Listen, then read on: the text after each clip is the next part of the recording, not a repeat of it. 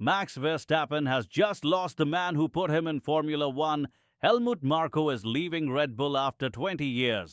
And Max is posting emotional, forever grateful messages to his racing godfather. At the same time, reports say his key exit clause for 2026 has expired, locking him in on paper until 2028.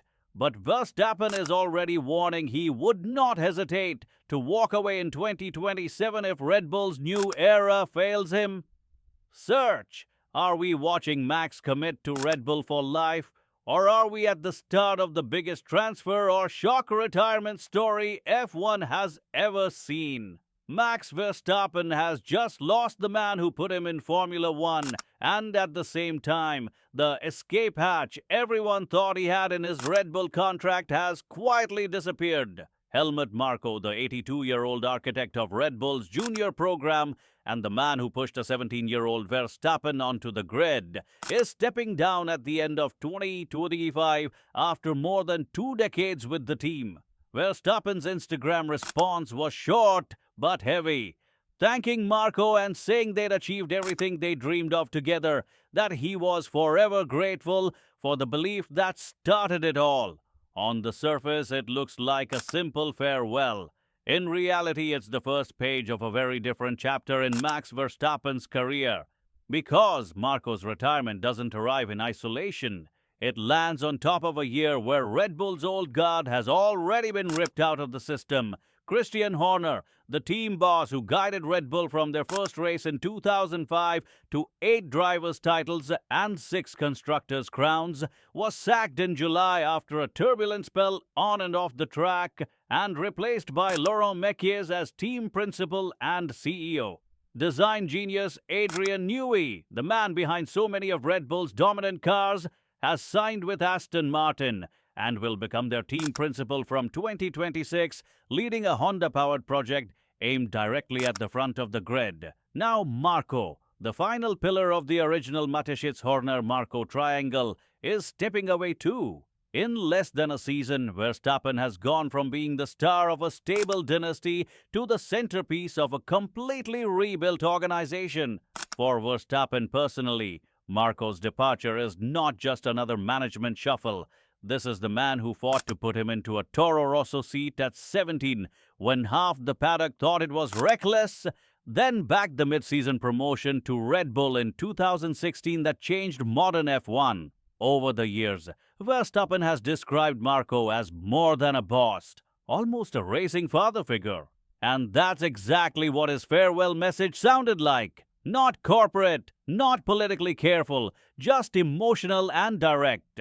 For a driver who is usually icy on the radio and ruthless on Sundays, that kind of softness tells you how deep the connection really was. The person who first convinced him to trust Red Bull with his whole career is no longer part of the day-to-day picture. At the exact same time, another storyline that has followed Verstappen all year has quietly hit its conclusion. The famous 2026 exit clause. Multiple outlets, from motorsport.com to ESPN and Racing News to 365, have explained the same basic structure.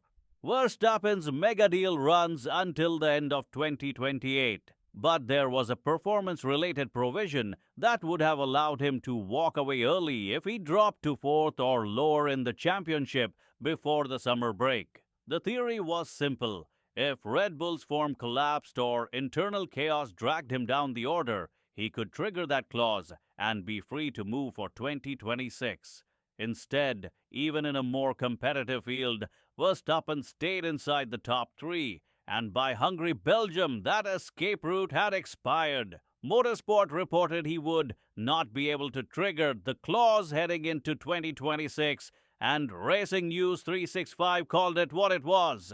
Exit clause expired. Verstappen certain to remain at Red Bull for the first year of the new rules. On paper, that sounds like Red Bull's dream scenario.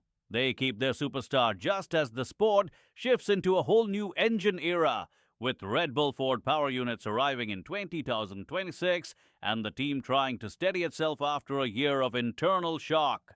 In PR terms, you can almost hear the messaging, yes, things have changed, but Max is here, Max is committed, Max trusts the project, And to an extent, that's true. He said repeatedly that he intends to stay. He's told the media it's time to calm down the rumors and that he'll be in a Red Bull in 2026. But listen closely, and there's always a condition built into that reassurance. He wants to race only if he's in a car capable of fighting for wins and championships. That's not a romantic lifetime vow, that's a competitive line in the sand. From Max's side this week is a strange mix of loss and leverage. Losing Marko means losing the one person inside Red Bull who was both part of senior management and fully his guy. Reuters and other outlets have already noted how Marko's influence had been shrinking in recent months after internal disagreements, junior driver controversies, and public criticism of rivals like Kimi Antonelli. But for Verstappen, Marko was still the constant, the face in the hospitality suite, the voice in the media, the ally who understood exactly how and why he'd been molded into the driver he is. Without that presence, Verstappen's relationship with Red Bull becomes less about personal loyalty and more about performance and trust in a new hierarchy. On the other hand, that same shift makes Verstappen more central than ever to what Red Bull is trying to build. With Horner gone, Newey gone, and Marko retiring, there is no longer a single mega personality protecting the old way of running the team. The power now sits with the corporate leadership, Oliver Mintzlaff on the Red Bull side, Laurent Mekies running the F1 operation, and the single biggest asset they must protect is Verstappen himself. He's not just their quickest driver, he's the brand's anchor in a paddock that has suddenly become far more open, with Aston Martin Honda building a super team around Adrian Newey and Mercedes, quietly waiting to see how the 2026 pecking order settles. That's why the expiration of the 2026 clause doesn't really lock Verstappen emotionally. It just changes the timetable. It takes 2026 off the board as the year of a shock transfer, but it makes 2027 and 2028 much more explosive. Everyone now knows two things at once.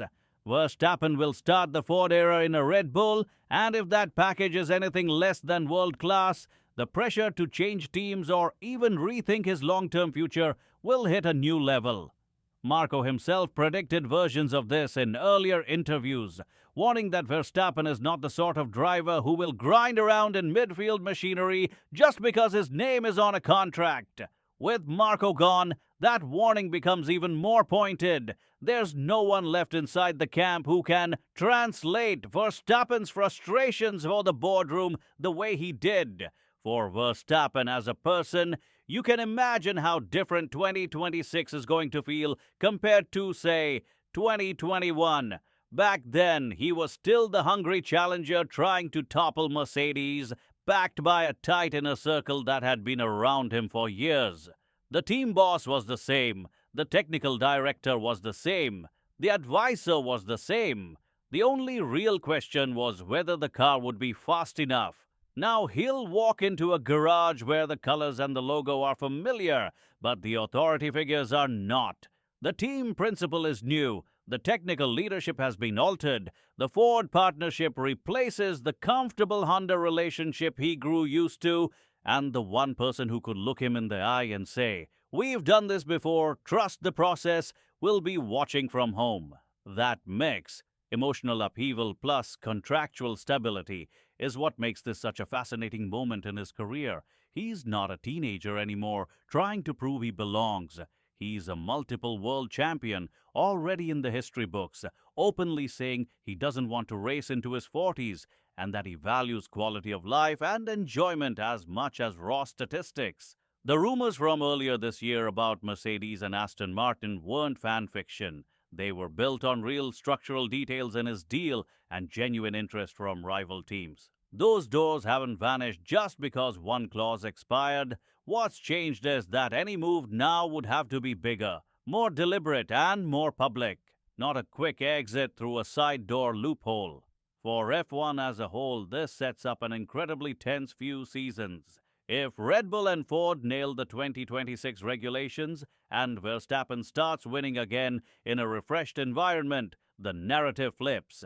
The old era collapsed, but the new structure still delivered, and Max becomes the driver who carried a single organization through two completely different phases of success.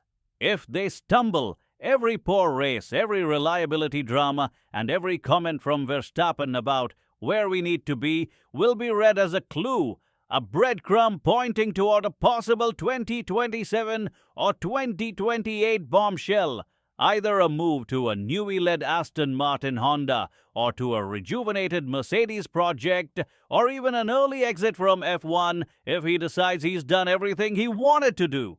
Right now, though, the reality is simple and a bit contradictory. Max Verstappen is still a Red Bull driver, his immediate future is secure, and yet this is the least automatic his long-term loyalty has felt since he joined the team. Marko's retirement closes the book on the story of a teenager who trusted a risky project because one straight-talking Austrian said, "We'll back you all the way." What replaces that is a colder, more modern equation: performance, trust in new leadership, and the sense that the people above him can still match his ambition. If they do, this week will be remembered as an emotional goodbye that changed nothing on track. If they don't, it will be remembered as the moment when the Verstappen Red Bull story quietly shifted from forever to for as long as it's worth it.